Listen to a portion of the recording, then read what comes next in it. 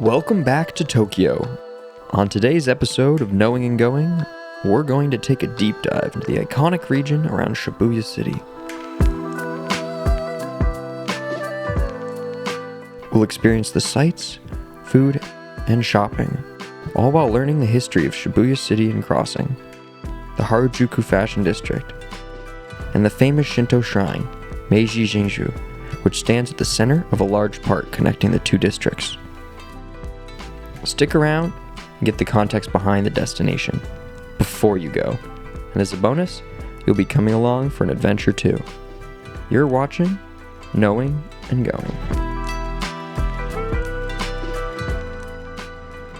It's a new day in Tokyo. So it's like 9 a.m. Today we're going to Shibuya, where we were for New Year's, and where the famous Shibuya Scramble is, that like big interchange crossway. So we're gonna walk to the train station and head up there. I'll see you there.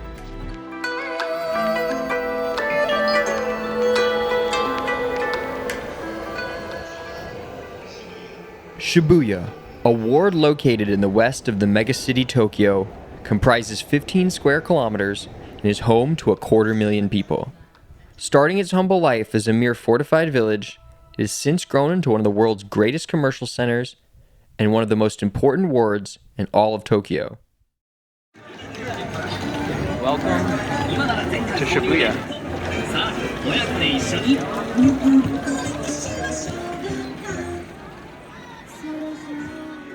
But now for the context behind the destination. Shibuya gets its name from the Shibuya clan, which initially came into possession of the land in the early 1160s. Over the following years of Japanese feudalism, it has changed hands between clans multiple times. But during the Edo period, from 1603 to 1868, it became a set of prosperous towns on Oyama Road, which is now present-day Route 246. Then, in the following Meiji era, from 1868 to 1912, it further transformed into a Hanamachi, or geisha arts district. In 1889, Shibuya was incorporated officially by merging the surrounding villages. Then, in 1909, as the Tokyo Metro expanded, Shibuya and the surrounding villages were merged again into the modern Shibuya-ku ward. How freaking cool is this? Right now, we're at the district's beating heart as we find ourselves at the famous Shibuya Scramble.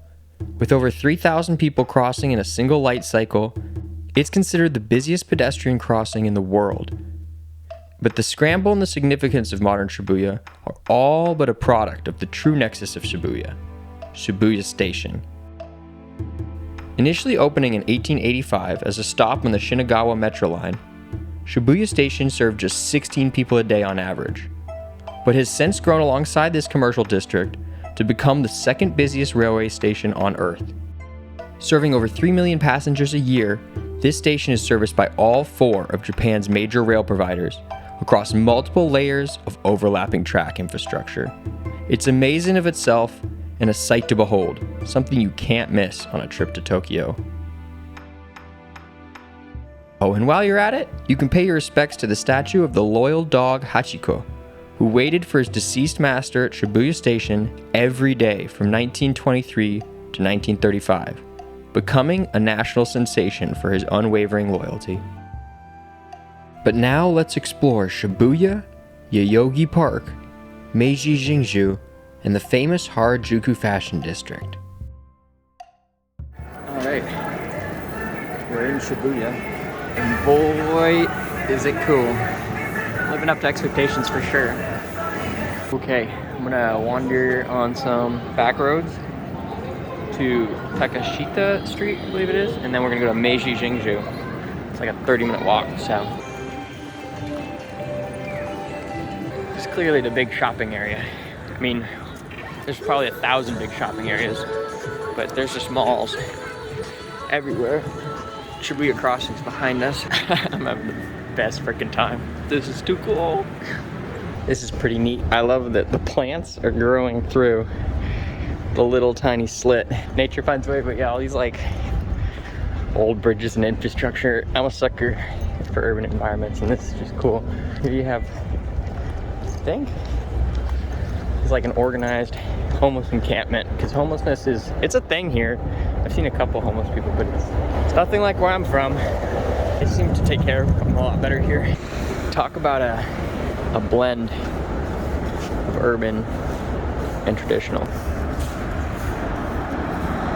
Skyscrapers next to a beautiful old temple. That's got to be one of the defining characteristics of Tokyo. As an outdoors guy and a bit of a streetwear guy, look at this stuff. It's so cool. I genuinely feel like I could spend an entire lifetime here and never ever see all of it. There is just endless skyscrapers and shopping and people. It's literally like peak human civilization. I mean, not necessarily like the best, because that's up for much debate, you know, but jeez.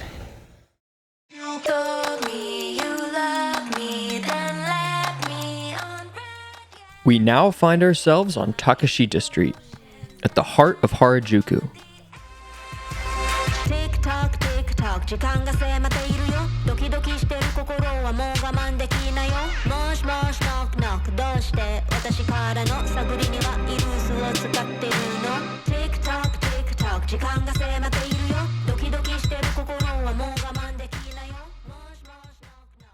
Growing into international fame in the 1970s and continuing on over the next 50 years to the present day, the rise of Harajuku is synonymous with the rise of youth fashion subcultures like Lolita, Gothic, Gyaru, streetwear, Decora, visual kei, seifuku, mori girl, fairy kei, cult party kei, dolly kei, Tomi kei, and many more. At the heart of Harajuku is Takeshita Street, a hub for live performances and shopping, becoming an icon of the very same youth culture and eccentric and creative fashion movements. Harajuku and Takeshita Street are a must-see, as they represent the epicenter of youth culture and fashion in Tokyo. But you're gonna have to wait before we explore Harajuku more in depth and do some shopping, because it's New Year's and we're on our way to Meiji Jingu, the famous Shinto shrine at the heart of the massive urban green space that is Yoyogi Park.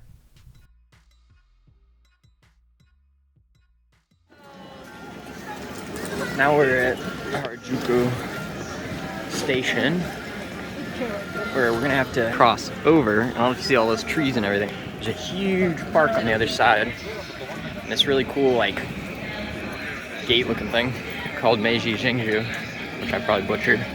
I have found the entrance.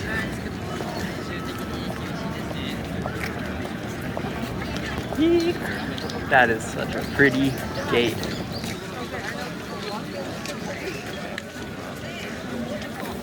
See what kind of adventure we can get up to. The gate we just walked under is called a Torii Gate. In Shintoism, a Torii Gate represents the transition to the sacred from the mundane, and that couldn't be further from the truth as we now enter the Meiji Jingu temple complex. The first thing you'll note is the sheer volume of people coming to pay respects. This footage is from just after Gregorian New Year's, a holiday that Japanese people tend to observe through offerings and prayers at Shinto shrines across the country, a practice called Hatsumode. You see, Shintoism is a fascinating religion. Often regarded as Japan's indigenous religion, it operates without hierarchy and has no central authority. This has resulted in continued mass adoption as there's much diversity of belief and in practice. A polytheistic and animist religion, Shintoism revolves around supernatural entities called the kami, believed to inhabit all things, including natural forces and prominent landscapes. They are worshipped at household, family, and public shrines, like Meiji Jingu, where we find ourselves today. These shrines are staffed by priests, known as kanushi, who oversee the offerings to the enshrined kami. Completed in 1920, Meiji Jingu was built to enshrine the deified souls of Emperor Meiji, the 122nd Emperor of Japan, and his wife, Empress Shokin. The first emperor of a modern Japan, Meiji was the namesake of an era which saw the end of Japanese feudalism and the rapid rise of an industrialized superpower, becoming the first non-Western nation to defeat a major European power in the Russian-Japanese War of 1904. Destroyed during the Second World War, the shrine has since been rebuilt to honor him and his wife's deified legacy, and to continue to stand as a beautiful centerpiece of Shibuya's largest green space. The approximate 100,000 trees that make up Meiji Jingu's forest were planted during the shrine's construction and were donated from regions all across the entire country. We are now greeted by an impressive wall of over 200 straw-wrapped sake barrels, donated annually by breweries to honor Emperor Meiji's role in modernizing Japan. This traditional display is uniquely complemented by a collection of French wine barrels, representing the Emperor's appreciation for Western culture and the two countries' enduring friendship. Now, in front of us, an O-Torii Gate, or Grand Torii Gate, a fitting description, as this is one of two entrance gates to Meiji Jingu. Constructed of 1,600-year-old cypress wood, they are the largest in all of Japan, and the final barrier crossed before entering the main complex.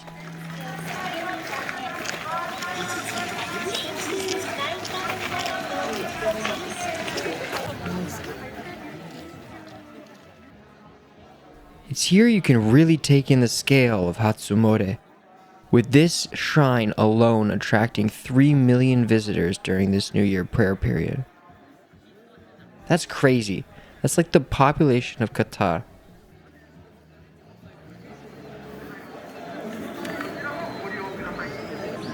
Well,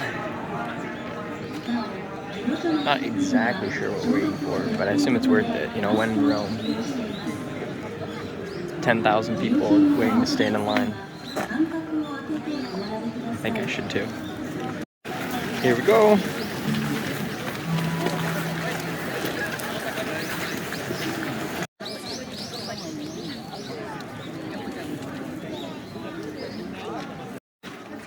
We are now at the purification trough, found near the entrance of Shinto shrines.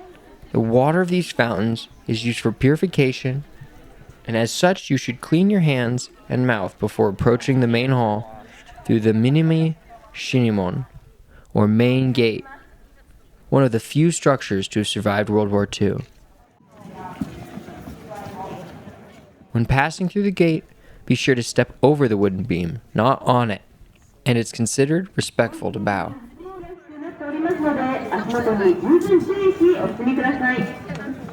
This is one of the most famous Shinto shrines in all of Japan. In front of us, the main shrine, or Honden, a beautiful structure constructed of Japanese cypress and the Nagari Zukuri style, is the most sacred building in the complex, where rituals are carried out and in which the inner sanctum contains the enshrined kami. But where we're headed is the Gihaiden, or outer shrine hall, where visitors can pray. I washed my hands. Maybe we can get to the bell to do a prayer for the New Year's. I looked up like a guide on how to pay respect properly or to pray properly. So I have to ring a bell 2 or 3 times to get the god's attention. Bow twice, clap twice, and then bow once more and pray. Too cool. See those people in the back? All of the, I don't know if they're monks, but they're walking around in the back. hitting the bell or the drum for us, I think.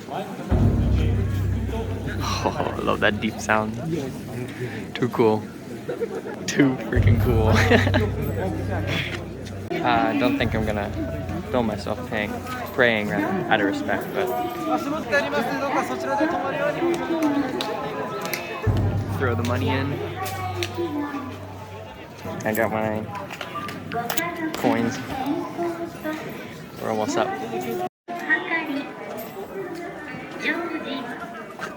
Very cool, very cool. That was it. That was cool. I think I'm gonna explore a bit. But hopefully I have a better new year. I've prayed at both Buddhist and Shinto shrines now, so. Very, very, very cool experience. Okay, please correct me if I'm wrong, but it's a Shinto shrine and it needs to be in a forest. So there's those little like branches tied to the gates too, and then obviously we're in just forest. I wonder what's this way. We've been to Buddhist and Shinto shrines, which seem to be very predominant. And it being New Year's, it's quite the holiday. So many are here paying respect, myself included. Now I'm out in an area where you can buy these arrows. There you go, with bells on them. I'm definitely gonna have to look into that. Pretty much everywhere I've gone of importance, they have those. Editing Liam here. I did some research. It's called a hamaya, or literally an evil destroying arrow. A type of arrow given at Shinto shrines and Buddhist temples. Another cross play there. As a Japanese New Year's talisman or sacred tool, often paired with a bow called a hama yumi. Originated from an old event called the Yarai, held on New Year's Day to test archery skills. Quite literally, they destroy and purify evil spirits and intentions, so that's why the tip isn't sharp, because it's not actually meant to harm physical people, but instead the spirits or intentions. So that's what we're seeing being sold everywhere. I just thought I'd put that interesting little editor's note in. So I think I chose the most busy possible time of the entire year to come here. There's probably like 1 million people. Like all of the sort of paths are closed off, so that's going to limit the exploration of this beautiful park, but so rich with history and respect. It's just very, very cool. It was a cool experience. Each one of these trees planted by hand. How crazy is that? That was a very cool cultural experience. Very happy that I did that. I would recommend it highly. Apparently it's not very busy.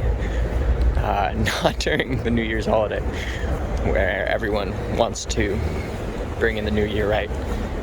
But I would definitely visit, especially if you could go see more of the park, which is kind of a bummer, but I didn't get to see it. But I'm a half cup full kind of guy. Next up is, I don't really have much of a plan. I'm just gonna go to Shibuya. And I don't know, probably Shinjuku later. Find some nice place to get lunch. I was thinking about going to Mochejaki, or I butchered that, but it's like a pancake type deal thing, I think. I'm gonna try that probably, but still gotta get sushi at some point too. Out of the forest into the city. God, it's so easy to find peace in Tokyo. Like right over that. It has to be 250,000 people in it. Nah, that's an exaggeration, but a ton. And now it's this quiet little back alley. I just took a step off the main road over there. I'm in this peaceful little area. Don't hear any sirens or cars. Occasional train going by. Very cool. It's places like these that make me really think I could like truly live in Tokyo. I mean, cute little houses amongst apartments. It's just very neat. All these cool buildings all around me. and I'm on this beautiful little quiet biking path. Like, imagine that's your little door. Very cool. Check this out, this is a little self-service. I am a bike mechanic, and that is a really cool bike store. Oh, look at it. That's how they lock their bikes, or rather don't lock their bikes. They just hang them up. I mean, that's a $3,500 bike. This is a little micro park. Look at this thing. Kawaii. Very cool. Different life, maybe I would be bike mechanic here at Crown Gears in Tokyo. Those little things get me thinking. It's just so freaking quiet. I mean, you could hear a pin drop. There goes the train. I can hear the train, but I mean, there's no freaking honks. There's no car noise. Look at this. Do they even lock their bikes here? Nope. Unlocked e-bikes. I'm a big fan, if you can't tell. It's just, I don't get peace like this unless I leave the city. And yet I'm next to everything right now.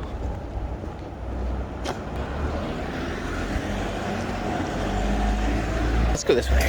I'm 100% winging this right now. I'm just sort of walking. This is my favorite kind of travel. No maps, just kind of a feel. Because right there, because I can see the trees from it. So if I go that way and then that way, whoop, I'll hit back to Shibuya. Very cool. I mean, yeah, it's like, I feel like I need to be quiet. It's so quiet. Look at this stuff. If you had any chance of fitting in an American car, you'd be crazy. I mean, like, it's so tight. The roof line is like that much. Everything is perfectly sized for just ultimate compactness. It all just works. Oh, would you look at that? Stumbled my way into a cool park.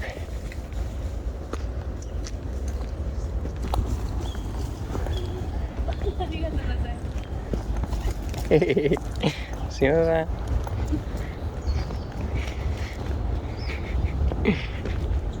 Beautiful reflecting pond. Beautiful city park. The road less traveled.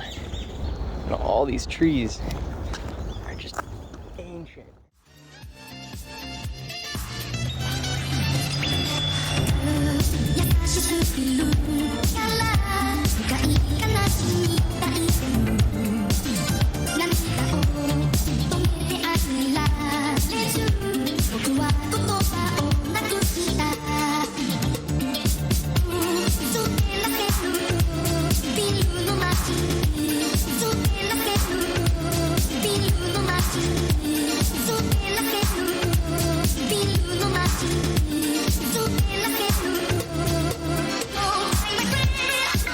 All right, I made a really impulsive decision and just spent like $250 on a jacket, but I don't know if you tell. I'll have to show you at home, but it's really nice. I'm really stoked on it. I feel like, I don't know, I was gonna have FOMO if I didn't buy it.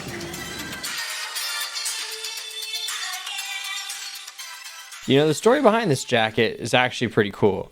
I was just walking along, not planning on buying anything, and I go down into this little like basement shop, and I meet this man, get to talking to him. Turns out he and his family are like the original people behind these silk Japanese bomber jackets. This is like the heart of Harajuku in this little hole in the wall. And he's showing me those things on the wall behind him, those are all hand embroidered. And his grandpa started doing it after the war. And now he outsources the production, but he does super limited runs. He's also got some really cool tees and stuff. I bought a long sleeve. And he's showing me his Instagram. He's got all these like famous people he's worked with. Check him out if you're there. And this is like what you're into. Because you'll see these jackets everywhere. And they're just varying price and quality. And this is the original and the legit spot. At least from as far as I can tell. Tell me otherwise in the comments.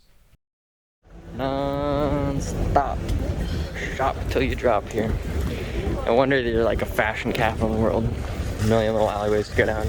I'm pretty hungry, so I'm gonna go ahead, go to a lunch spot. But this has been quite the experience. All right, check out this amazing 4-directional people walkway above the roads as a City Skylines player, and it's just perfect. Everything is so well designed. So there's like a whole layer of traffic, and then a whole layer of traffic, and then people traffic in between, and no signals, nothing, just constant movement. Food is gonna be in this building, so boy, do I have something cool to show you. Apparently our restaurant is on the 12th floor. Boom! There's the most miraculous city on earth. And there, right there is Shibuya Crossing. How freaking cool. Let me go to wide angle.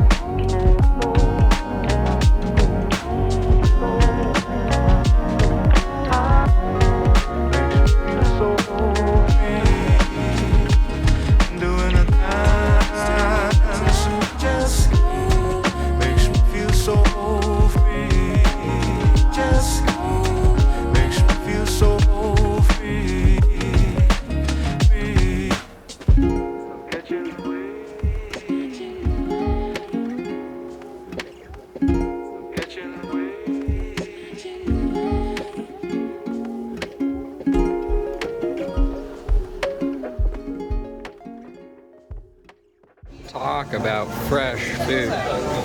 You grab it with this spoon here. Oh man, that is just so freaking good. You can just eat it right off the plate.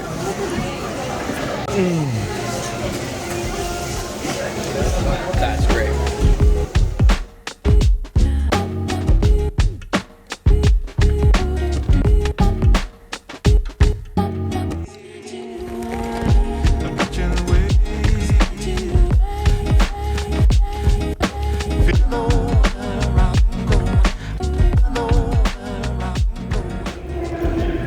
Food was freaking amazing. Like the mix of the plum sweetness and the really just amazing pork, and the octopi was just so good actually.